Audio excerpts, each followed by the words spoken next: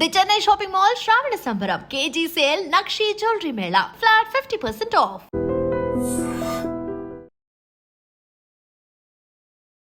తంజావూరులో ఉన్నటువంటి బృహదీశ్వర ఆలయం, ఈ టెంపుల్ గురించి ఫస్ట్ మీరు చెప్పండి. ఆ temple entrance eastern entrance madam. మీరు ఎంట్రన్స్ నుంచి లోపలికి వెళ్ళిన తర్వాత మీకు ఎదురుగా నందీశ్వర విగ్రహం ఉంటుంది, అంటే ఏకశిలా విగ్రహం.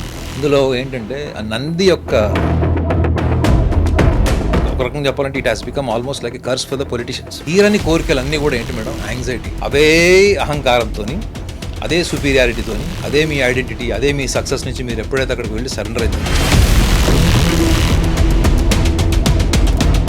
మీరు రాజకీయ నాయకులకు ఉన్నంత కుళ్ళు కుతంత్రాలు ఏ ఫీల్డ్లో ఉంటే మీరు చెప్పండి. అది జర్నలిస్ట్. ఇందిరాగాంధీ గారు విజిట్ చేశారు, 3 రోజుల్లో చనిపోయారు.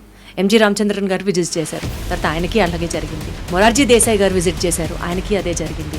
సీన్ కట్ చేస్తే మొన్నటికి మొన్న మోడీ గారు ఆ టెంపుల్కి వెళ్ళి మెయిన్ ఎంట్రన్స్ నుంచి వెళ్లకుండా పక్క నుంచి వెళ్లారు అని వార్తలు విన్నాం. ఇందిరాగాంధీ గారు ఆ టెంపుల్ని విజిట్ చేసిన కపుల్ ఆఫ్ వీక్స్లోనే ఆమె అసాసినేట్ అవ్వాలి, అంటే చంపబడ్డారు. వారు పక్కన ఉన్నటువంటి ఎంజి రామచంద్రన్ గారికి ఏం జరిగింది, 3 సంవత్సరాలు చనిపోయాడు. ఏంటి అసలు కొలమానం ఏంటి, అసలు దానికి దీనికి ఏంటి రిలేటెడ్ ఏంటి అసలు నేను చూస్తే. కరుణానిధి గారు ఎవరు? ఆయన అసలు దేవుడినే నమ్మరు. Is atheist. మరి ఒక నాస్తికుడు వీటికి భయపడాల్సిన అవసరం ఉన్నాడు? అదే అడుగుతున్నాను సార్. నాకు తెలిసి మోడీ గారు వెళ్ళారు అంటే ఐ డెఫినెట్లీ కన్సిడర్ హిమ్. ఆయన అవాయిడ్ చేశారు, వేరే గేట్లో నుంచి వెళ్ళారు అంటే మాత్రం పవర్ ఆయన వెనక తిరిగిందా లేదా ఆయన పవర్ చుట్టూ తిరిగాడు? సేజ్ కరావురుర్ అనే ఆయన రాజరాజ చోళ ఆయనని శపిస్తాడట. దీన్ని ఎలా చూడాలి? ఇప్పుడు ఆయన ఎవరైతే శాపం పెట్టాడు మేడం, అతను శాపం పెట్టిన వాడికి అతనికి ఏమైనా మహిమలు ఉన్నాయా? ఇలాంటి స్టోరీస్ ఏమైతే తెలుసా మేడం, ఇప్పుడు ఎవరైతే శాపం పెట్టాడు రాజుకి అని చెప్తారు, వాడు శాపం పెట్టడానికి వాడేవాడు అసలు, వాడికి ఏముంది చెప్పు, నేను కూడా డెవలప్ చేసుకుంటాను. వాడి దగ్గర ఏముంది, నా దగ్గర కూడా అదే ఉంది. వాడు నైట్ డిన్నర్ చేస్తే వాడికి పొద్దున్న టాయిలెట్కి వెళ్ళడం మేడం, వాడు శాపం పెట్టినాడు. మీరు చెప్పండి.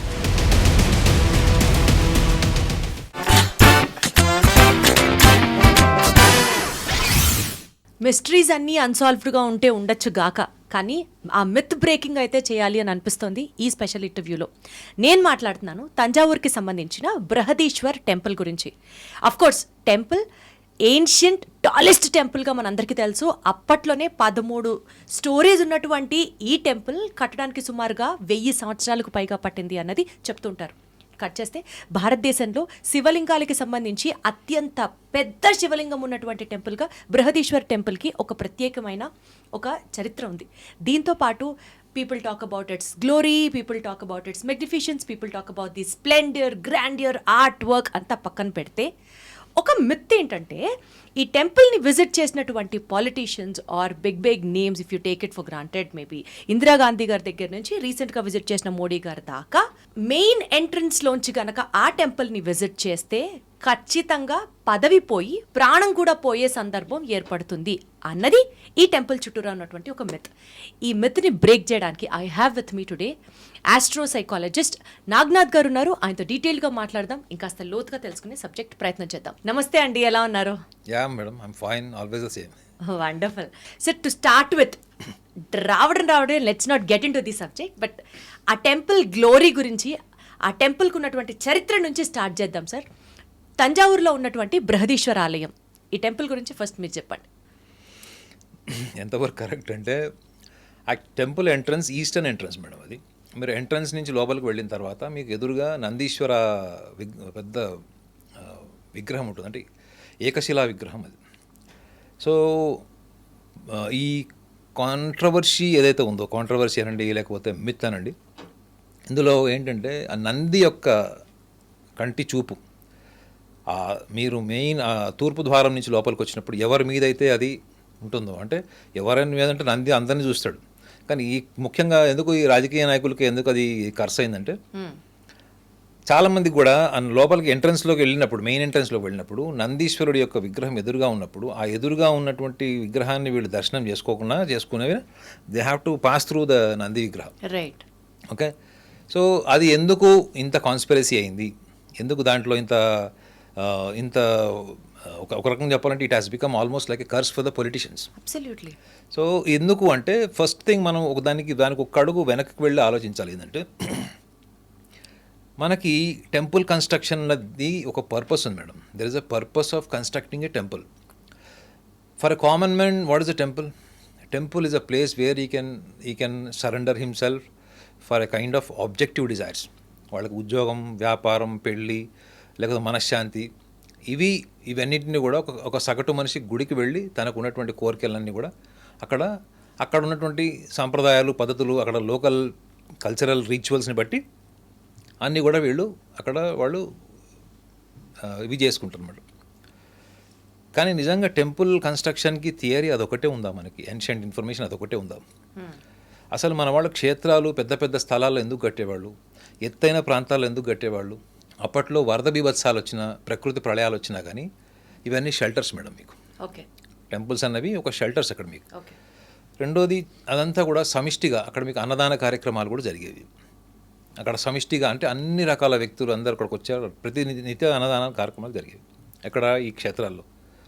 ఇవి కాకుండా మనకంటూ మన 1000 సంవత్సరాల కింద మన పూర్వీకులు మనకి ఎటువంటి కల్చర్ ఫాలో అయ్యారు, ఎటువంటి విగ్రహారాధన చేశారు, ఎటువంటి విగ్రహాలకు వాళ్ళు ఎటువంటి పూజలు చేశారు, వాళ్ళ ఆర్కిటెక్చరల్ సైంటిఫిక్ అవేర్నెస్ ఎంత ఉంది. ముఖ్యంగా మేడం టెంపుల్లో కన్స్ట్రక్షన్ ఏంటంటే ఒక డివినిటీ అని మనం మాట్లాడతాం కదా క్షేత్రాలు. 100%. మనము ఒక డివినిటీ అని మాట్లాడతాం. టెంపుల్ అనగానే వి ఇన్వైట్ ద డివైన్ అని మాట్లాడతాం ఎక్కడ? టెంపుల్లో, క్షేత్రాల్లో. సో దానికి ఒక నిదర్శనం కూడా ఏంటంటే మనం టెంపుల్లో దర్శనం చేసుకుంటాము, కొబ్బరికాయ కొడతాము. కొట్టిన తర్వాత ఏం చేస్తాం మేడం? మనం అక్కడ వచ్చి కూర్చుంటాం, కాసేపు కూర్చుంటాం. రీజన్ ఏంటి?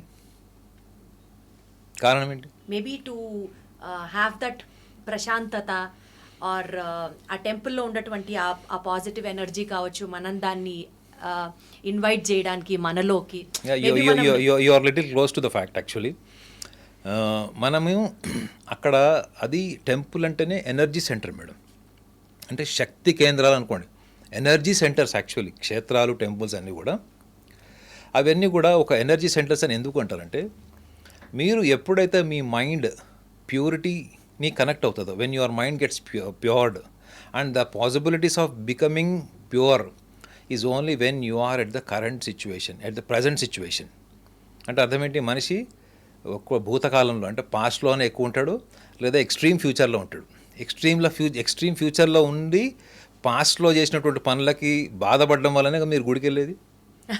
అవును కదా? ఈఎంఐలు కట్టాలి. ఇప్పుడంటే ఈఎంఐలు ఏంది? అప్పట్లో తీరని కోరికలు అన్నీ కూడా ఏంటి మేడం? యాంగ్జైటీ. అవునా? ఆల్రెడీ కోరికలు తీర్చుకోవడానికి కోసం తొందరపాటుతో చేసినటువంటి పనులన్నీ ఏంటి? మూడ్ స్వింగ్స్ కావచ్చు, డిప్రెషన్ కూడా కావచ్చు, లేదా lack of ability to manage your self. So అక్కడ క్షేత్రాల్లో వాళ్ళు ఎస్టాబ్లిష్ చేసినటువంటి ఎనర్జీ ఏంటి? మీరు వర్తమానంలో ఉండడమే purity madam. There is no other possibilities you to become pure. బుద్ధుడు ఇంతకంటే గొప్పగా ఏం చెప్పలేదు. గౌతమ్ బుద్ధుడు మైండ్ఫుల్నెస్ అంటారు.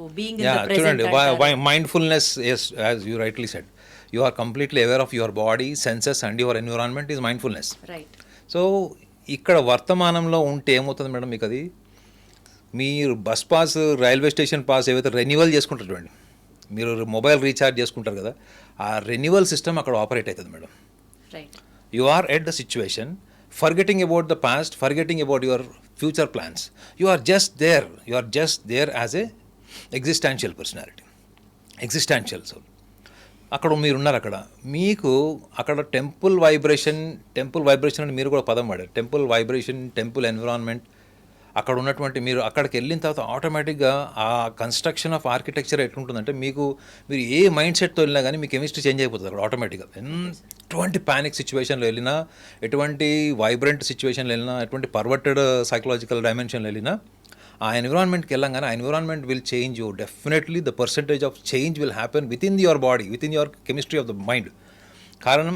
కారణం ఏంటంటే మన పూర్వీకులు గుళ్ళు కట్టింది కేవలం గుళ్ళు, గోపురాలు, క్షేత్ర దర్శనం అయిపోయినాయి, నాకు ఇక మోక్షము అనుకునేటువంటి మైండ్ సెట్ కాదు మేడం. యాక్చువల్లీ మన వాళ్ళు దాన్ని రాంగ్గా ఎట్లా అర్థం చేసుకున్నారంటే, ఇంకేంటి మనకు చిన్నప్పటి నుంచి చెప్తారండి, మనం కాశీ దర్శనం చేసుకోవాలి, గయాకి వెళ్ళాలి, లేకపోతే జీవితంలో ఒక్కసారైనా కాశీ దర్శనం చేసుకోవాలి, మనకి పుణ్యక్షేత్రాలు, గంగానదిలో స్నానం చేయాలి. That is not the destination madam.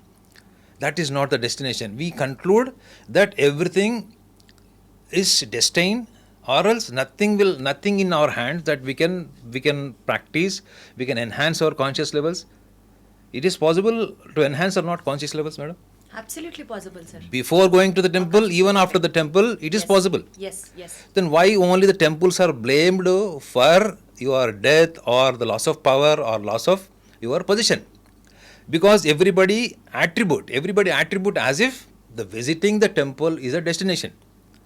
అది డెస్టినేషన్ పాయింట్ కింద తీసుకున్నారు కాబట్టి జీవితం అక్కడికంటే ఫర్దర్ ఏం లేదు, అంతకంటే ముందు ఏమీ లేదు. ఈ కాన్స్పిరసీస్ అన్నీ కూడా ఎక్కడి నుంచి వచ్చినాయంటే మన ఎక్స్పెక్టేషన్స్ అన్నీ కూడా మనం ఎక్కడ సరెండర్ చేస్తాం మేడం? మనం the best place is the construction of the temple. మీరు అక్కడికి వెళ్ళిన తర్వాత what you are surrendering, that is the one subject. You are going with the same objective mind, objective desires to just going and surrendering without surrendering your ego. You are just surrendering your material desires. That is almost like a business. You are working here as an anchor. For the anchoring part, they are paying you salary. Avana. So, but when it comes to temple, what transformation you need to carry in the temple? అవే అహంకారంతోని, అదే సుపీరియారిటీతోని, అదే మీ identity, అదే మీ success నుంచి మీరు ఎప్పుడైతే అక్కడికి వెళ్ళి surrender అవుతారో the person may receive different message from the nature. గుర్తుపెట్టుకోండి, ప్రకృతి నుంచి మీకు వచ్చేటువంటి బ్లెస్సింగ్ వేరే ఉంటుంది madam. You have to understand this very clearly. Surrender అవ్వకుండా ఆబ్జెక్టివ్ డిజైర్స్ తో కనుక దేవుడి దగ్గరికి వెళ్ళి దండం పెట్టుకుంటే నేచర్ మనకి ఇంకొక సమాధానం ఇస్తుంది. ఒక సమాధానం ఇస్తుంది. When you are completely transformed and surrender to the divine and you just realized that you have come alone, and when you travel to the sky, when you travel out of the body, you will be alone. అంటే ఒక ప్రతి మనిషిలో కూడా ఈ realisation ఉండదు madam. నేను ఒక్కడనే వస్తాను, ఒక్కడనే వెళ్ళిపోతాను. అది సన్యాసులకు చెప్తారు. అది సన్యాసి అనేవాడు ఒకటే రియలైజ్ అవ్వాలి, రియలైజేషన్తో ఉంటాడు. ఏంటంటే అకేలే ఆయా అకేలే జావుగా, నేను ఒక్కడనే వస్తా, ఒక్కడనే పోతాను. దీనికి మీరు పెళ్లి చేసుకున్నారా, 2 పెళ్ళిళ్ళు అయినాయా, మీరు మెర్సిడీస్ కారు ఉందా, మీకు కోట్ల ఆస్తి ఉందా, దీంతో సంబంధం లేదు మేడం. అన్ని కోట్ల ఆస్తి, అంత ఉన్నతమైన పదవిలో ఉన్నవాడు కూడా ఈ రియలైజేషన్తో ఉన్నాడు అనుకోండి, that is what is the surrenderness. You are surrendering to the eternal truth madam, eternal facts. మీరు ఆ మైండ్ సెట్ లేకుండా నేను అక్కడికి వెళ్ళాను, ఇప్పుడు ప్రస్తుతం నేను చీఫ్ మినిస్టర్గా ఉన్నాను, నెక్స్ట్ టైం నా కాంపిటేటర్ వాడు స్ట్రాంగ్ అయిపోయాడు, ఈసారి వాడికే ఓట్లు ఎక్కువ వచ్చేటట్టున్నాయి, వాడు రాకుండా చూడు స్వామి అని మీరు చేశారంటే ప్రకృతి ఇంకొకటి తీసుకుంటుంది, మేనిఫెస్టేషన్. అర్థమైందండి? మీ లోపల ఉన్నట్టు అహంకారము, మీరు రాజకీయ నాయకులకు ఉన్నట్టు కుళ్ళు కుతంత్రాలు ఏ ఫీల్డ్లో ఉంటే మీరు చెప్పండి యాజ్ జర్నలిస్ట్. ఒక పొలిటీషియన్కి ఉన్నటువంటి ఇన్సెక్యూరిటీస్ కానీ, జెలసీ కానీ, the most powerful personality traits you will find in every politician, either insecurity or else jealousy. So when you are going to such a divine place, అంత గొప్ప క్షేత్రానికి మీరు వెళ్ళి అక్కడికి వెళ్ళిన తర్వాత కూడా మీరు నా కోరికలు ఇవి, నా ఆలోచనలు ఇవి అనుకున్నప్పుడు మీకు జరిగేది అక్కడి నుంచి ఏదైతే ప్రకృతి నుంచి మీకు ఏదైతే సమాధానం వచ్చిందో ఆ సమాధానమే మీకు మోక్షం మేడం. మీరు చనిపోయారా, మీ పదవి పోయిందా, పదవి పోయిందంటే ఎలా తీసుకోవచ్చు మేడం తెలుసా? మీరు పదవి పోయింది, మీరు ప్రజలతో ఉంటారు మేడం. రాజకీయ నాయకుడు ఇప్పుడు ప్రజలతో ఉంటాడు, ఇంటికి వస్తే భార్య పిల్లలతో ఉంటాడు, పడుకునేటప్పుడు ఎవరితో ఉంటాడు మేడం? తనతో తానే ఉంటాడు. తనతో తాను ఉన్నప్పుడు నిజంగా ప్రజలకి, సమాజానికి, కుటుంబ సభ్యులకి కనిపించినంత హ్యాపీనెస్, ఆ కాన్ఫిడెన్స్, ఆ లీడర్షిప్ క్వాలిటీస్ అతను ఎంతవరకు ఉన్నాయి? ఒక్కడిగా ఉన్నప్పుడు whatever you are inside, that is your character. Whatever you project to the world, that is your personality. So మీరు అట్లాంటి క్షేత్రాలకు వెళ్ళినప్పుడు మీ శీలం, మనం క్యారెక్టర్ని శీలం అంటాము, పర్సనాలిటీని వ్యక్తిత్వం అంటాం. వ్యక్తిత్వం ఏముంది, మనం ఎలానో మార్చుకోవచ్చు. మనం బట్టలు మార్చుకున్నట్టు, మేకప్ మార్చుకున్నట్టు ఏదైనా మార్చుకోవచ్చు, కానీ క్యారెక్టర్ మాత్రం ఒకటే ఉంటుంది. Whatever you are inside. ఇప్పుడు మీరు నాతో షో చేస్తున్నారు మేడం, ఈ పనికి మళ్ళీ ఎవడో వచ్చాడని లోపల అనుకోవచ్చు, పైకి ఏం చేస్తారు, చచ్చినట్టు జీతం ఇస్తున్నారు, ఏం చేస్తామని చేయొచ్చు. There are 2 things, what you feel inside, what you project outside. క్షేత్రాలకు వెళ్ళేటప్పుడు ఇది గమనించాలి మేడం. గుడికి వెళ్ళినా, క్షేత్రంకి వెళ్ళినా మీరు ఎంత సరెండర్ అయితే ప్రకృతి మిమ్మల్ని అంత బ్లెస్ చేస్తుంది. సరే, టోటలీ గెట్ యూ సార్. మీరు చెప్పినట్లు టెంపుల్స్ అంటే ఎనర్జీ సెంటర్స్ అన్నారు, మనిషి గుడికి వెళ్ళిన తర్వాత కంప్లీట్గా భగవంతుడికి సరెండర్ అవ్వాలని చెప్తున్నారు, అర్థమవుతుంది. మీరు చెప్పిన వాటన్నిటికీ కూడా నాకు ఎలాంటి డౌట్స్ లేవు. కానీ ఈ టెంపుల్కి ప్రత్యేకించే సరే, ఇప్పుడు మీరు టెంపుల్స్ ఆర్ ఎనర్జీ సెంటర్స్ అన్నది అన్ని టెంపుల్స్ని ఉద్దేశించి కదా, not only for Brihadeeswara temple గురించి కదా. బృహదీశ్వర టెంపుల్ని విజిట్ చేసినటువంటి కొంతమంది రాజకీయ నాయకులకే చావు వచ్చింది. ఫర్ ఎగ్జాంపుల్ ఇందిరాగాంధీ గారు విజిట్ చేశారు, 3 రోజుల్లో చనిపోయారు. ఎంజి రామచంద్రన్ గారు విజిట్ చేశారు, తర్వాత ఆయనకి అలాగే జరిగింది. మొరార్జీ దేశాయ్ గారు విజిట్ చేశారు, ఆయనకి అదే జరిగింది. సీన్ కట్ చేస్తే మొన్నటికి మొన్న మోడీ గారు ఆ టెంపుల్కి వెళ్ళి మెయిన్ ఎంట్రన్స్ నుంచి వెళ్లకుండా పక్క నుంచి వెళ్ళారు అని వార్తలు విన్నాం. అంటే ఇది రాజకీయ నాయకుల్లో కూడా ఉన్న భయమా, లేకపోతే ఆ టెంపుల్కే ఉన్నటువంటి వేరే ఏమన్నా కారణమా? మీరే చెప్పాలి. మీ పాయింట్లోనే ఇంకొక చిన్న సవరణ చేస్తా. ఇప్పుడు మీరు అన్నట్టు ఇందిరాగాంధీ గారు వెళ్ళారు. ఇందిరాగాంధీ గారితో వెళ్ళింది ఎవరప్పుడు? ఎంజి రామచంద్రన్ వెళ్ళాడు. ఇందిరాగాంధీ గారు ఆ టెంపుల్ని విజిట్ చేసిన కపుల్ ఆఫ్ వీక్స్లోనే ఆమె అసాసినేట్ అవ్వారు, అంటే చంపబడ్డారు. ఇప్పుడు కొన్ని వారాల్లో మేబీ 3-4 వీక్స్లో అసాసినేషన్ జరిగింది. మరి పక్కన ఉన్నటువంటి ఎంజి రామచంద్రన్ గారికి ఏం జరిగింది? ఆయనకు కూడా వితిన్ నో టైంలో అతనికి కూడా సిక్కాడు. అతని సిక్క ఎన్ని సంవత్సరాలు చనిపోయాడు? 3 సంవత్సరాలు చనిపోయాడు. ఇందిరాగాంధీ గారి చావు వారాల్లో వచ్చి ఎంజి రామచంద్రన్ గారి పదవి పోయింది, లేకపోతే పదవిలో 3 సంవత్సరాలు ఆరోగ్య సమస్యలతో ఉన్నారు అని చనిపోయాడని చెప్పారు. ఆ 3 ఏళ్లకి ఈ 2 వారాలకి ఏంటి అసలు కొలమానం ఏంటి? అసలు దానికి దీనికి ఏంటి రిలేటెడ్ ఏంటి అసలు అని చూస్తే అక్కడ ఒక స్ట్రాంగ్ పాయింట్ని ఈ టెంపుల్లో ఒక సెంటిమెంట్గా 1980s నుంచి స్టార్ట్ అయింది మేడం. 1980sకి బిఫోర్ ఈ మిత్ లేదు. మీరు ఆ తర్వాత కూడా చూడండి. మీరు ఇంకా ఇంట్రెస్టింగ్ పాయింట్ ఏంటంటే తమిళనాడు ఎంజి రామచంద్రన్ తర్వాత అక్కడికి వెళ్ళినట్టు ముఖ్యమంత్రుల్లో కరుణానిధి గారు ఎవరు? ఆయన అసలు దేవుడినే నమ్మరు. Is atheist. ఆయన సింహద్వారంలో నుంచి, అంటే తూర్పు వైపు ఉన్నటువంటి సింహద్వారం నుంచి వెళ్లకుండా పక్కగా ఉన్నటువంటి గేట్లో నుంచి లోపలికి వెళ్ళారు. ఇది నాస్తికులు చెప్పాలి ఆన్సర్. ఆయన నాస్తికుడిని క్లెయిమ్ చేసుకున్నప్పుడు మరి ఒక నాస్తికుడు వీటికి భయపడాల్సిన అవసరం ఏముంది మేడం? అదే అడుగుతున్నాను సార్, మరి ఎందుకు అంత ఘనంగా ఇక్కడ ఒక పాయింట్ మేడం. ఇటు కరుణానిధిని చూసుకున్నా, అటు ఎంజి రామచంద్రన్ గారిని చూసుకున్నా, ఇందిరాగాంధీని చూసుకున్నా, మొరార్జీ దేశాయ్ గారిని కూడా చూసుకున్నా, అందులో లాజిక్ ఏంటంటే everybody's what ever is happening in the temple, ఎప్పుడైతే మీరు టెంపుల్లో జరుగుతుంది ఇలా కోఇన్సిడెన్స్తో జరుగుతుందా, లేకపోతే ఆర్ఎల్స్ సరే some power with in the temple అని మనం అనుకుంటే, మనం దేన్ని తీసుకొచ్చి అక్కడ లింక్ చేస్తున్నామంటే మనం డెస్టినీని తీసుకొచ్చి లింక్ చేస్తున్నాం మేడం. ఓకే, విధిని తీసుకొచ్చి లింక్ చేస్తాం. దానికి ఒక చిన్న కామన్ సెన్స్ ఎగ్జాంపుల్ చెప్తాను మీకు. కొన్ని సంవత్సరాల కింద, సుమారు 10-12 ఏళ్ల కింద అనుకుంటా, ఒక వాస్తు పండితుడు బుక్ రాశాడు. ఏమని? నేను వాస్తుకు పూర్తిగా విరుద్ధంగా ఉన్న ఒక ఇల్లు కడతాను, ఆ ఇంట్లో ఎవరైనా దమ్ముంటే రండి. నాస్తికుల్ని కూడా ఛాలెంజ్ చేశాడు. దమ్ముంటే రండి, 10 ఏళ్ళు మీరు ఆ ఇంట్లో ఉంటే నేను ₹1 కోటి ఇస్తాను, 10 లక్షలు ఇస్తాను అని చెప్పాడు. అందరూ రివర్స్లో దాని కౌంటర్ ఏమేశారు? 10 ఏళ్ళు ఉంటే ఎవడన్నా పోతాడు, ఏదో ఒక క్యాన్సర్ వస్తుందో, లేకపోతే ఏదో వ్యాధి వస్తుంది, చిన్న యాక్సిడెంట్లు అయితే, హౌ ఇట్ ఈస్ సిగ్నిఫికెంట్ అని అడిగారు. అందులో ఐ క్యాచింగ్ పాయింట్ ఏంటి తెలుసా మేడం? ఆ వాస్తు పండిట్ ఎప్పుడైతే ఛాలెంజ్ చేశాడు దాంట్లో ఏంటి, మీరు వాస్తు అన్నది ఒక జస్ట్ క్రాస్ వెంటిలేషన్ రిలేటెడ్ ఒక సైంటిఫిక్ ఆర్కిటెక్చరల్ కన్స్ట్రక్షన్ అది, ఓకే. కానీ దాన్ని ఎప్పుడైతే మీరు డెస్టినీ తీసుకొస్తారు చూసారా, డెస్టినీ అంటే ఏంటి? ఈశాన్యంలో మీకు టాయిలెట్ ఉంది, నైరుతిలో మీకు గుంట ఉంది, ఆగ్నేయంలో మీకు బెడ్రూమ్ ఉంది అన్నప్పుడు అది మార్చుకోవడము, అది ఎందుకు ఉండకూడదు? మనకి మనకి సన్ రైజెస్ ఎర్లీ మార్నింగ్ మనకి సన్ రైజెస్ నుంచి మనకు వస్తాయి, కాస్మస్ రైజ్ ఏవైతే వస్తాయో వాటికి బ్యాక్టీరియల్ ఇవి కిల్లింగ్ కెపాసిటీ ఉంటుంది కాబట్టి మనకి ఆగ్నేయంలో కిచెన్ ఉంటుంది అన్నది దట్ ఈస్ సైంటిఫికల్ యాక్సెప్టెడ్ అది. కానీ ఎప్పుడైతే మీరు ఆగ్నేయంలో బెడ్రూమ్ ఉంటే మీ ఇంట్లో ఆరోగ్య సమస్యలు వస్తాయి, పిల్లవాడు చనిపోతాడు అన్నారు అనుకోండి, అది world will pay attention. Because the world pays more attention to the negative things rather not negative things madam, world will pay the attention to the fear of death. ఇక్కడ పాయింట్ ఏంటి? ఒక సాంప్రదాయబద్ధమైంది లేదా మతపరమైంది మనం చర్చించుకుంటున్నప్పుడు దాంట్లో ఎప్పుడైతే మీరు కాన్సిక్వెన్సెస్, అంటే మన డే టు డే లైఫ్, మన ముండెన్ లైఫ్లో కాన్సిక్వెన్సెస్ ఎప్పుడైతే మనం దాంట్లో యాడ్ చేస్తామో that subject will become more eye catching. అందులో మీకు చెప్పా కదా మేడం, వాస్తులో మీరు గనక ఈ fear of death, loss of job, employment, divorces, unhappiness, health issues ఇవన్నీ తీసేయండి, nobody will pay attention towards the vastu. ఇక్కడ మీకు టెంపుల్లో జరుగుతుంది ఏంటి మేడం? ఇక్కడ టెంపుల్లో ప్రతిదీ కూడా ఎట్లా ప్రచారం జరిగింది 1980s నుంచి అంటే, ఈ ప్రముఖులందరూ కూడా వాళ్ళ పదవి కోల్పోయారు, ప్రాణాలు కోల్పోయారు, కొంతమంది పార్టీలు కూడా బర్తరఫ్ చేసుకున్నారు అన్నది చర్చలో ఉంది.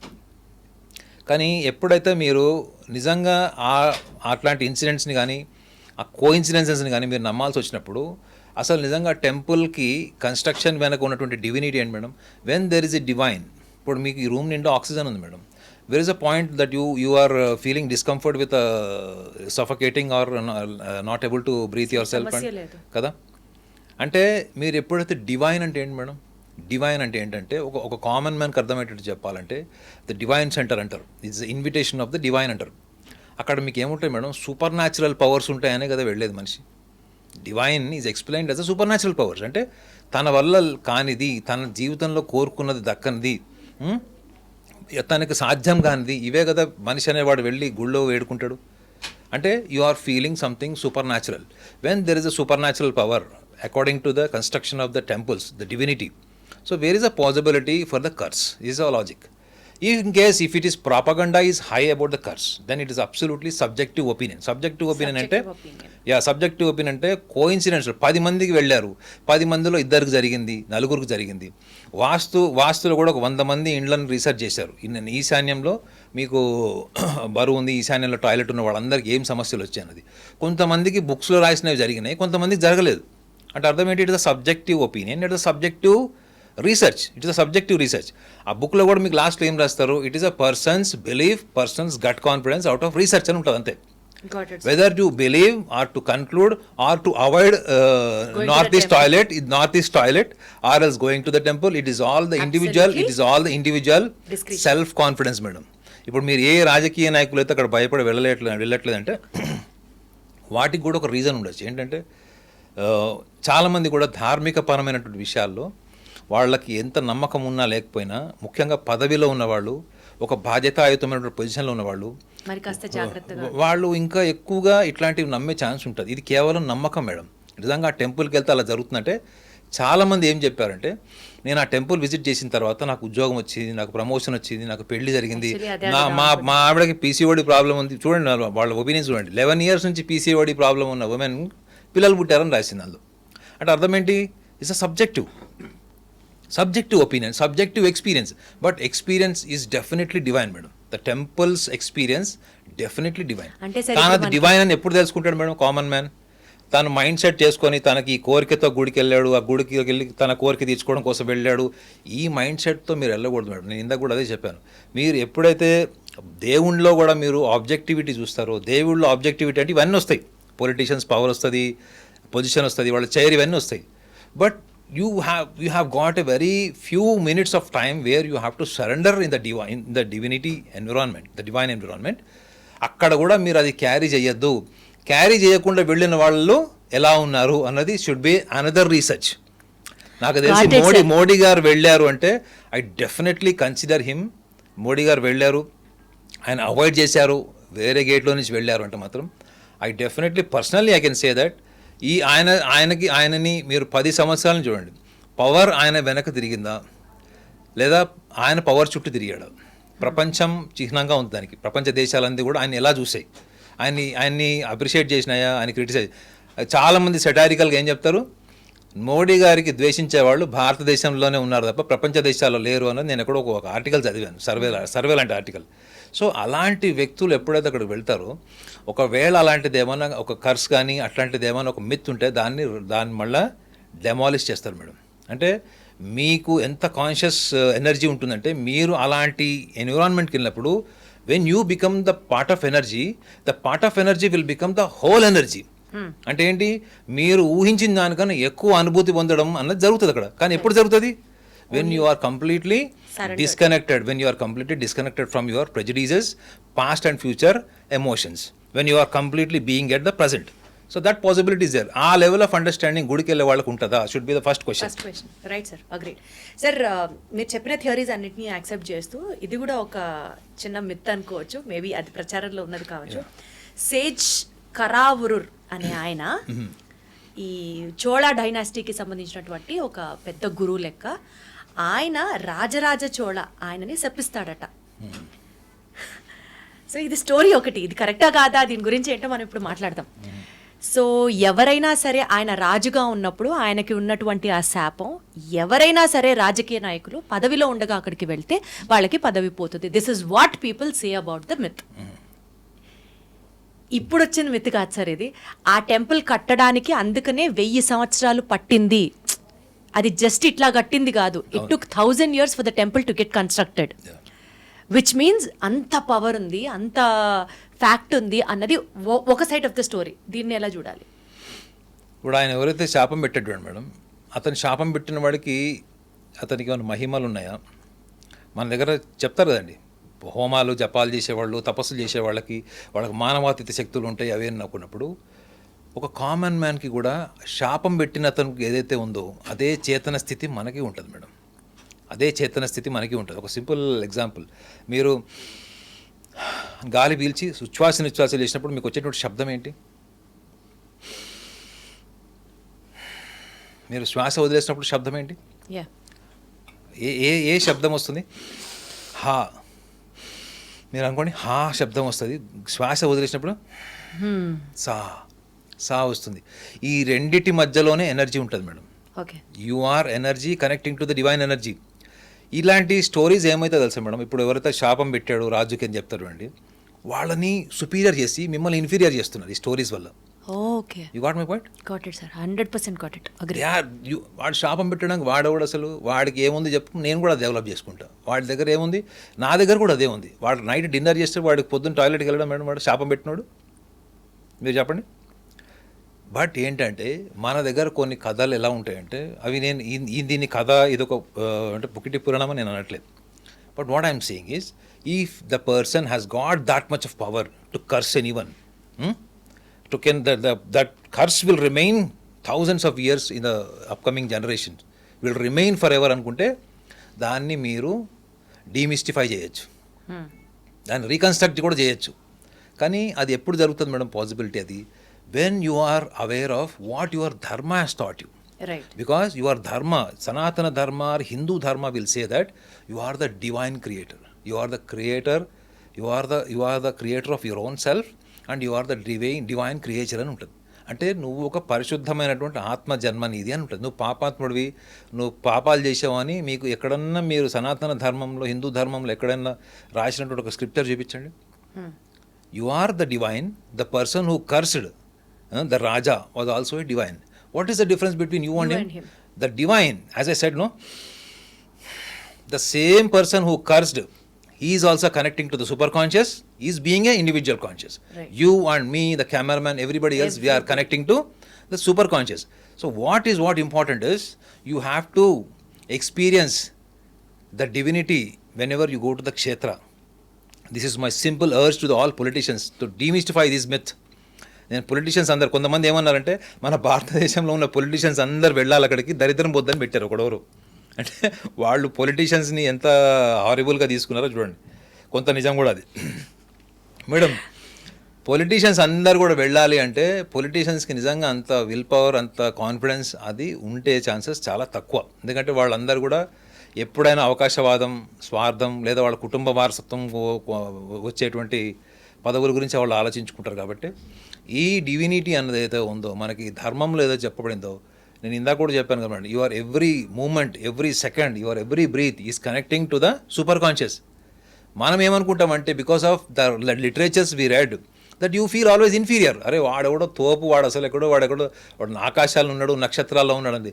అరే నువ్వు కూడా వెళ్ళగలుగుతావు, నువ్వు కూడా ఆ స్థాయి మనిషివి, నీకు కూడా అంత కాంకర్ చేసేటువంటి శక్తి సామర్థ్యాలు నీకు ప్రకృతి ఇచ్చిందని చెప్పేవాళ్ళు ఎవరున్నారు మీరు చెప్పండి.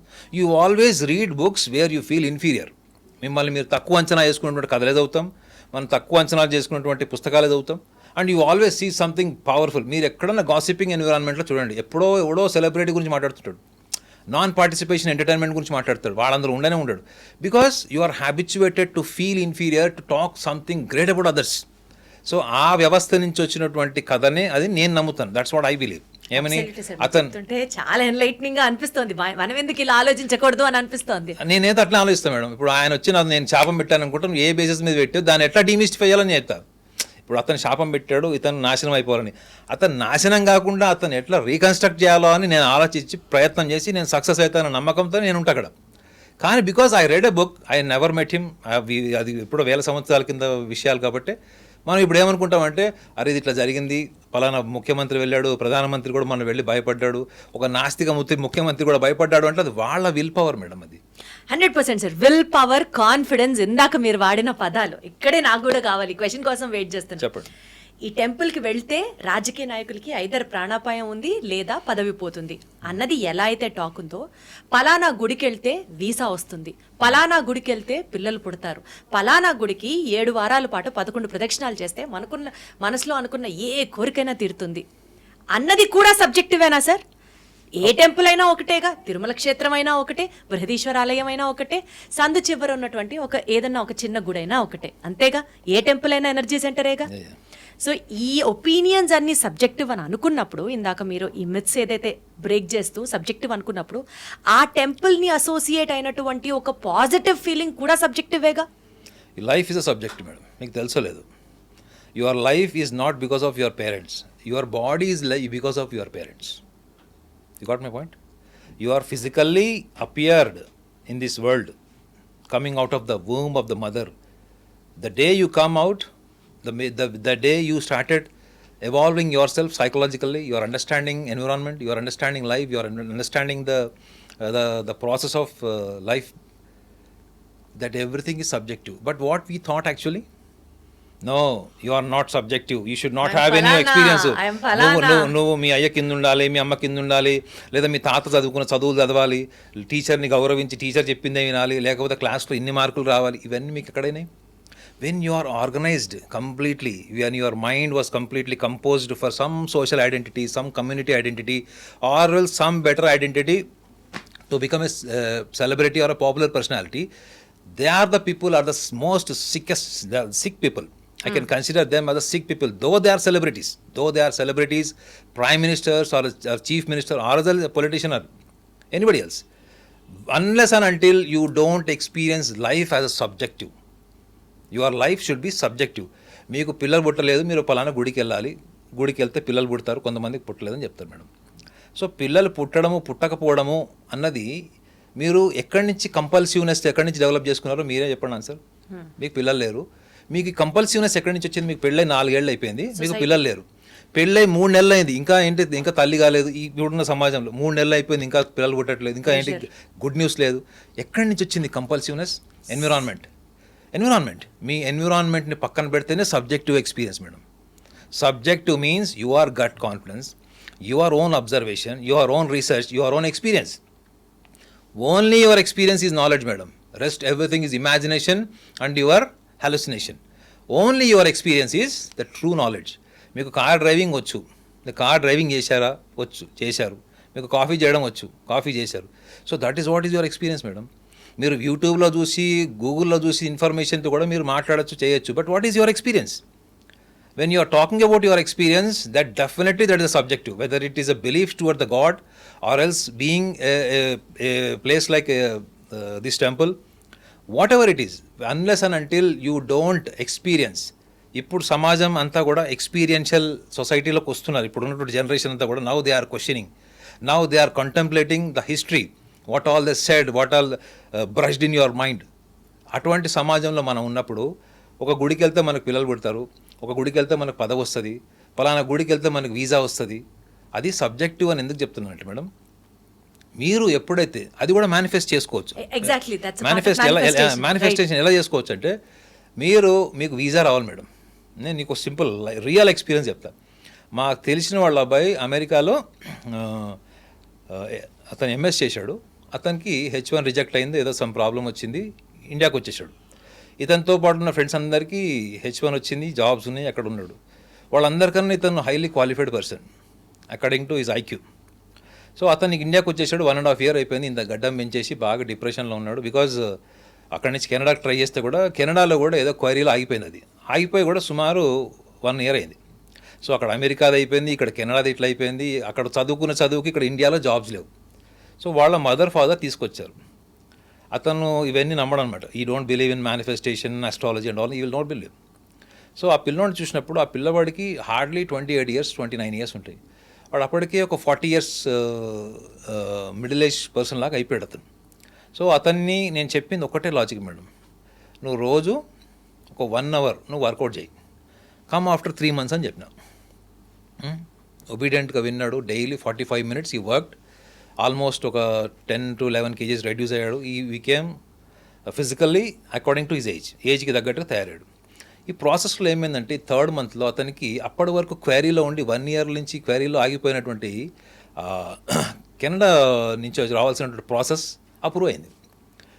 ఇప్పుడున్న జనరేషన్ పిల్లలు కదా మేడం, వాళ్ళు వచ్చి అడుగుతారు ఏంటంటే, ఆ పిల్లోడు అడుగుతున్నాయి ఏంటంటే, సార్ మీరు నా వీసా రావడానికి, నాకు అక్కడ జాబ్ ఇంటర్వ్యూ రావడానికి ఈ ఫిజికల్ ఫిట్నెస్కి ఏంటి సంబంధం అని అడిగాడు. హౌ ఇట్ ఈస్ ఇంటర్లింక్డ్, ఎందుకంటే ఇప్పుడున్న వాళ్ళకి గూగుల్ ఇన్ఫర్మేషన్ ఎక్కువ అలవాటు కదా, లాజికల్ థింకింగ్ కావాలి కదా, రీజనింగ్ కావాలి. సో నేను అతనికి చెప్పింది ఏంటంటే, నువ్వు రోజు కనుక బాడీని కనుక నువ్వు స్ట్రెయిన్ చేస్తావు, నువ్వు వాకింగ్ చేస్తావా, ట్రెడ్మిల్ చేస్తావా, జాగింగ్ చేస్తావా, that is a different thing. మనకేం చెప్తుంది తెలుసా మేడం, మీ సంకల్ప బలం ఎప్పుడు ఉంటుంది, ఎప్పుడు పవర్ఫుల్ ఎప్పుడు అవుతుందంటే, మీ శరీరము మనసు వర్తమానంలో ఎప్పుడైతే శ్రమిస్తుందో, అంటే మీరు జాగింగ్ చేయండి, రన్నింగ్ చేయండి, ఆర్ఎల్స్ ఎనీ వర్కౌట్ చేయండి, ఏరోబిక్స్ చేయండి, సో మీరు ఎమోషనల్గా దేని మీద ఎక్కువ సఫర్ అవుతున్నారు అన్నది మీ బాడీ, మీ mind and your intellect also is connected. మనం ఎప్పుడైతే జ్యూస్ మేకర్లో మనము ఫ్రూట్స్ వేసి మనం జ్యూస్ ప్రిపేర్ చేస్తాం చూడండి madam, once after making the juice you cannot discriminate అందులో ఏది మీకు పర్సంటేజ్ ఆఫ్ యాపిల్ ఉంది, ఏది పర్సంటేజ్ ఆఫ్ గ్రేప్స్ ఉన్నది మీరు డిస్క్రిమినేట్ చేయలేరు. ఎప్పుడైతే మీ body mind when it is connected emotionally with the nature, whatever you confess that will happen. That was a theory. ఆ పిల్లోడికి తెలియదు ఆ సంగతి. ఇది నేను చెప్పాను అనుకోండి, ఇది subjective, this is subjective madam, నేను అతనికి ఇచ్చిన సలహా ఇది సబ్జెక్టివ్. అది 10 మందిలో 10 మందికి పనికొస్తుంది అంటే డెఫినెట్లీ పనికొస్తుంది, provided if they are really honest and genuine at their commitment for working hard to reach their dreams. ఇది సబ్జెక్టివ్ మేడం, ఇది సబ్జెక్టివ్, కానీ దీన్ని మీరు సైంటిఫిక్గా ప్రూవ్ చేయలేరు. ఆ జిమ్కి వెళ్ళడానికి, డైలీ 1 hour వర్కౌట్ చేయడానికి, కెనడా నుంచి క్వైరీ క్లియర్ అయిపోవడానికి అది. సో మనము లైఫ్లో ఎక్స్పీరియన్స్ అయిన ప్రతిసారి మనం ఏమనుకుంటామంటే అది మిరాకిల్ అనుకుంటాం మేడం. ఇది మన దురదృష్టం. Why? Because you are always thought as an inferior personality. మిమ్మల్ని మీరు ఎప్పుడూ తక్కువ అంచనా వేసేటువంటి సమాజంలో మనం ఎదగడం వల్ల, మనం చదివిన పుస్తకాలు అట్లా ఉండడం వల్ల, మనం చదివినట్టు కథల్లో కూడా ఎవరో తూరుంకాను, ఎవడో తోపు, ఎవడో కూడా వస్తాడు. సినిమాల్లో ఒక హీరో వచ్చి 100 మందిని కొడితే నా సినిమా నడుస్తుంది మేడం. ఒక 4 వచ్చి హీరోని కాపాడంటే సినిమా నడవదు. బికాజ్ ప్రతి మనిషి కూడా హీరోలు ఎక్కడ ఐడెంటిఫై అవుతాడంటే సుపీరియర్గా, కానీ రియల్ లైఫ్లో ఎలా ఉంటాడు, ఇన్ఫీరియర్గా ఉంటాడు, because of stories and imagination. So ఎప్పుడైతే మనం రియల్ లైఫ్ ఎక్స్పీరియన్స్ చేస్తుంటాడు మేడం, మీరు గుడికి వెళ్ళే ఆ గుడి వల్ల మీ ఎవరైతే లేడీ గుడికి వెళ్ళిన ప్రెగ్నెంట్ అవ్వాలనుకుంటుందో, ఆ గుడి అన్నది ఇన్స్పిరేషన్ మేడం. ఆ ఇన్స్పిరేషన్ అనేది మేనిఫెస్టేషన్లోకి కన్వర్ట్ అవుతుంది. మీ గాట్ మై పాయింట్. అందుకే మేడం, అందుకే ఐడియల్ వర్షిప్ తప్పని నేను అనను. ఎందుకంటే మీకు లేని ఎనర్జీ గుళ్ళో రావచ్చు, లేడీ ఎనర్జీ మీకు ఐడియల్ వర్షిప్ నుంచి అది వాళ్ళ స్థాయి అంతే మేడం, వాళ్ళ ఐక్యూ లెవెల్ అంతే ఉంది. వాళ్ళు అంతకంటే ప్రొఫౌండ్ పర్సనాలిటీ అయ్యారనుకోండి, వాళ్ళు కొంచెం భక్తి మార్గంలోనో జ్ఞాన మార్గంలో వెళ్ళేటువంటి అవకాశం ఉంటుంది. You got my point. కానీ what is inspiring you, whether inspiring మీకు గ్రామ దేవతల్లో విగ్రహాల, maybe that particular temple can get you an inspiration, anything, or an anything, idol can give you an inspiration, anything, or whatever, but that is awakening what actually the divinity within yourself which was never shuttered your conscious earlier before. అని ఒక్కసారి మీరు ఆ inspiration తీసుకున్నారనుకోండి madam, ఇక మీ journey ఆగదు. ఇంకా మీ success కావచ్చు, మీ హ్యాపీనెస్ కావచ్చు, or one word I can say the balance. Consciousness ని అవేకన్ చేసే డివినిటీకి కనెక్ట్ అయినప్పుడు అనుకున్న కోరికలు జరుగుతాయి. కానీ ఆ టెంపుల్కి వెళ్ళినందుకో, అక్కడ ఒక 11 ప్రదక్షిణాలు వేసినందుకో, లేదా టెంపుల్కి వెళ్తే ప్రాణాపాయం ఉంటుందానో, లేకపోతే పదవి పోతుందానో, ఇట్స్ కంప్లీట్లీ నాన్సెన్స్. అంటే ఇక్కడ మీరు అర్థం చేసుకోవాల్సిన ఇంకోటి ఉంది madam, you have to realise that you have so much of energy than just an environment.